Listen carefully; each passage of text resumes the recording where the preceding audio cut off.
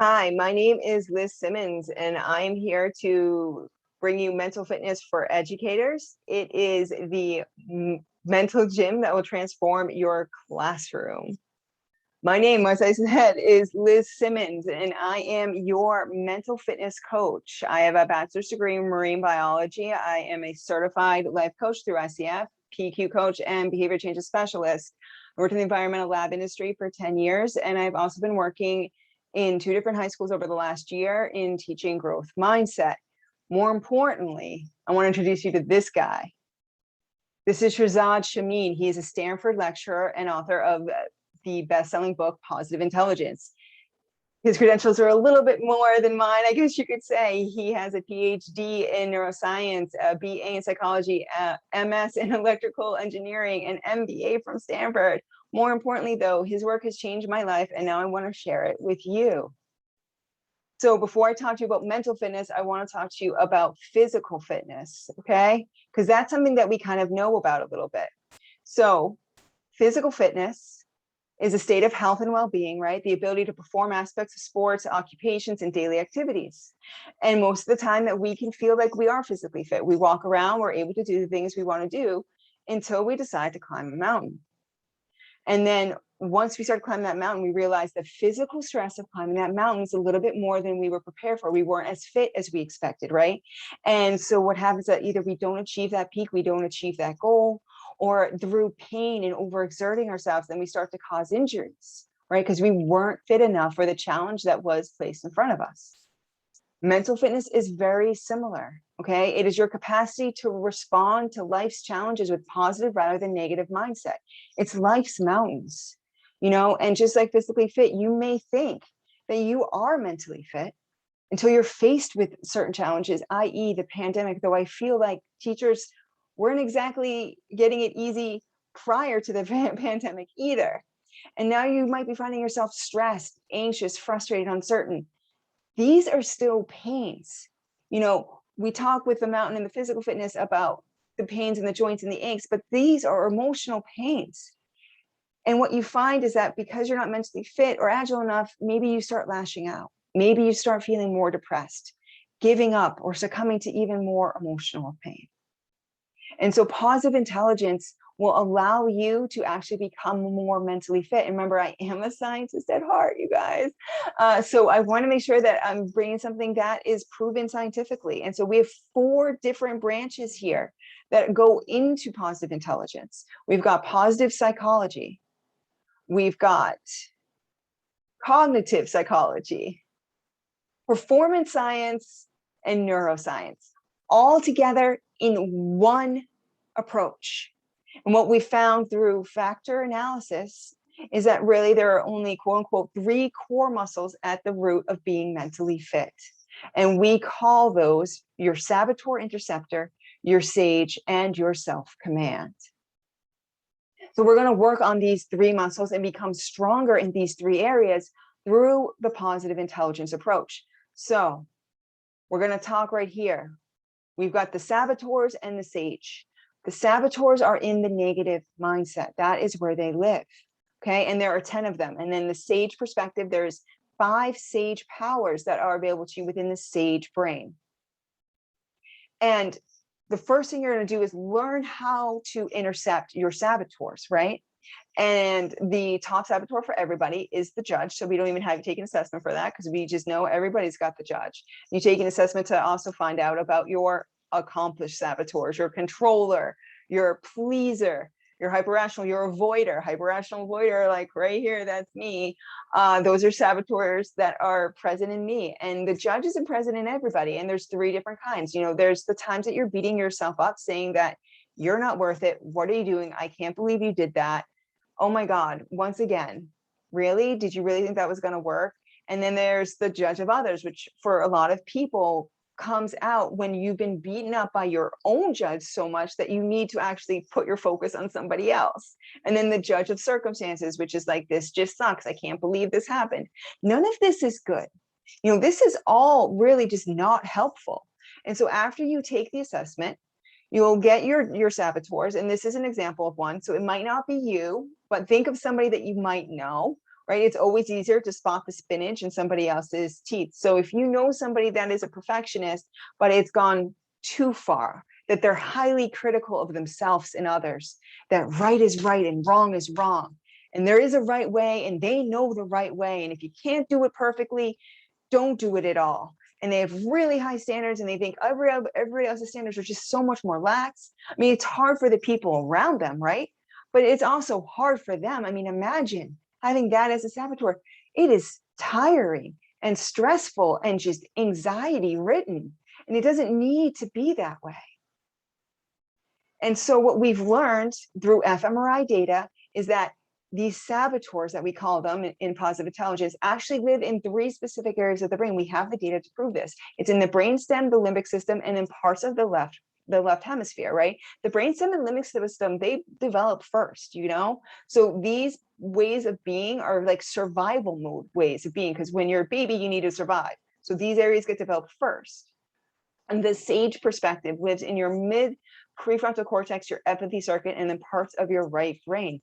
The prefrontal cortex gets developed last. You know, it's not really done developing until you're 25. So we are kind of geared towards a negative mindset. And this has been proven through the past and through our ancestors. And you need to know what the snake that's poisonous looks like versus the pretty flower. The problem is it causes a lot of pain. And when you're working from that negative mindset, those saboteurs are motivating you through fear, stress, anger, guilt, shame, and insecurity.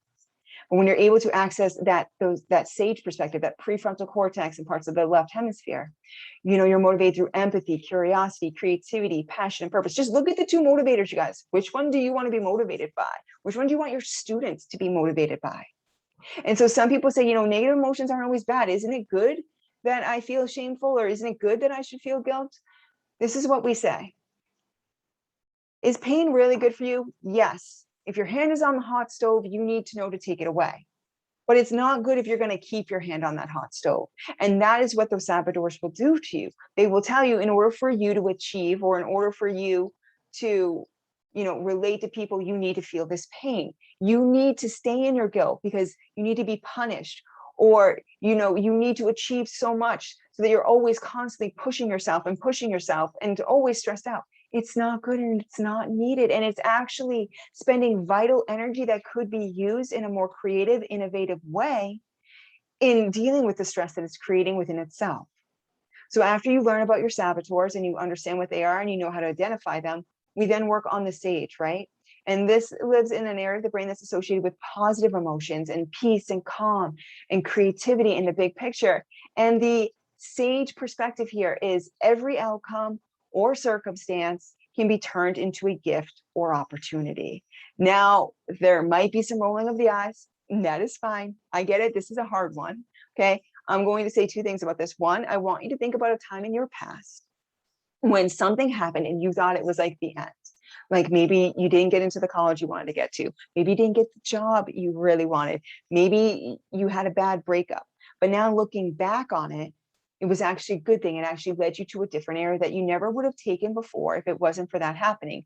I'm not saying that it's going to always work, but I'm going to say for like 98%, this sage perspective does matter. For me, snapping my Achilles, when it happened, I thought it was going to be the end of the world. I was like, oh my God, I'm 30 and I just snapped my Achilles. I'm done for.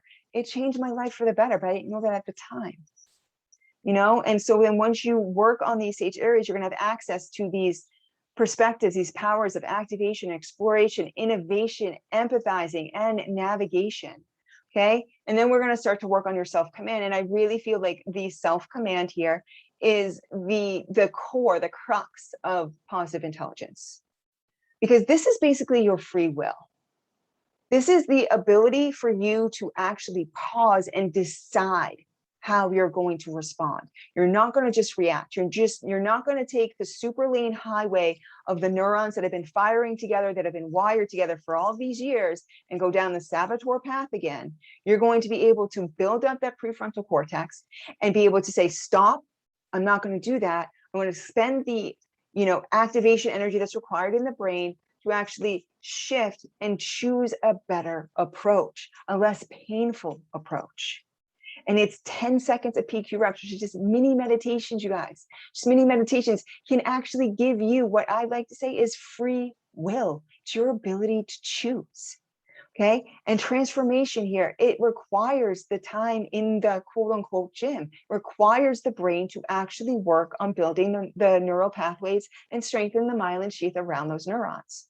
So all this research has been done, right? Scientists, research, always, let's get the data, right? Hundreds of CEOs and their executive teams, Stanford students, world-class athletes, 500,000 participants in 50 countries. This is all in the book in The Positive Intelligence. And again, lasting positive change requires 80% mental muscle. I can inspire you here. You can go take the assessment and get some insight, but it's not going to change unless you put the time in to change.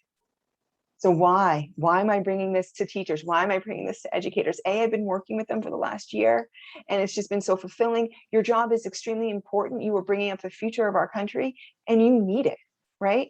And what we found from the last year is that you're more burnt out than any other state or local government sector employee, right? 84% are more stressful now than they were before the pandemic. And a lot of the teachers I know were stressed before the pandemic, and now they're even stressed more. And in another study, a quarter of teachers are saying that they're going to leave their job. A quarter. That's huge. That's triple the amount that normally would leave. That is a huge attrition. But why am I bringing this to you? Because teachers are givers. Teachers serve others. Teachers don't really help themselves. And in order for you to help those students that are also going through all of this stuff with you guys, they're dealing with the pandemic too. They're going through so much stress as well. You need to put your oxygen mask on first. And this is your oxygen mask. You need to put your mask on first, take care of your mindset, your well-being, before you then can put the oxygen mask on everybody else. Because if you're trying to get everybody else all set up and take care of them, you're dying because you're not actually giving yourself the time to actually function at your highest level. The importance of mindset to your students, does it matter for teachers? Yes, it does. The science proves it. The teachers with a positive attitude perform better in teaching and learning. They also inoculate in the minds of their students positive self-confidence and self-esteem. A negative mindset teacher will focus on the mistakes that the kids make. A positive mindset student will focus on their talents and enhance their skills and strengths. And then that allows kids to feel more confident to then take on the challenges and the weaknesses that they may have in other areas. And this is super important. This is why this is being brought to you. A good school environment that is providing adequate training like positive intelligence to fulfill the gatekeeper role, then the precondition to improve the mental health of the pupils they teach will be achieved. If we can help teachers and educators have a better mental health and well-being, the students will too. It has been proven. So what is the process? What is this all about? I want you to take a couple deep inhales and exhales with me. So we make sure that we just silence the judge and the saboteurs. Just listen to me fully. It is a 6-week program. Okay, it's in an app on your phone. And you're going to watch a weekly 1-hour video, and you have all weekend and Monday to watch it. And it's broken up, so you don't have to watch it all at once. From Tuesday through Friday, you're going to have 15 minutes a day to practice in the app. You don't even have to read the 8 chapters of positive intelligence. You can actually just listen to them there in the app as well. And then we're going to meet up with your fellow educators and me, your mental fitness coach, to go over what happened that week, and then also how to bring this into the school system to your students. So I'm going to actually be giving you skills and techniques to bring to the classroom to help your students. Okay. This is a minimum of 20 hours of continuing education credits for you for professional development. This is also what is so critical. I really want you to understand this. It seems like a lot, and it is. It is a rigorous practice because we can't just go a little bit here. No, we need to fight the bandits. We need to put this in. But what it comes down to when you do the math, it is less than 2% of your day. And it's not even 2% altogether. It's 2% separated and chopped up throughout your whole day. So you can do this. You can do this, and imagine what this will do for you and then for your students. But we need to start taking care of the teachers. And I'm here to provide that for you. If you have any questions, you can contact me at lizsimmons@strength-grace.com or www.strength-grace.com. Thanks. Bye, you guys.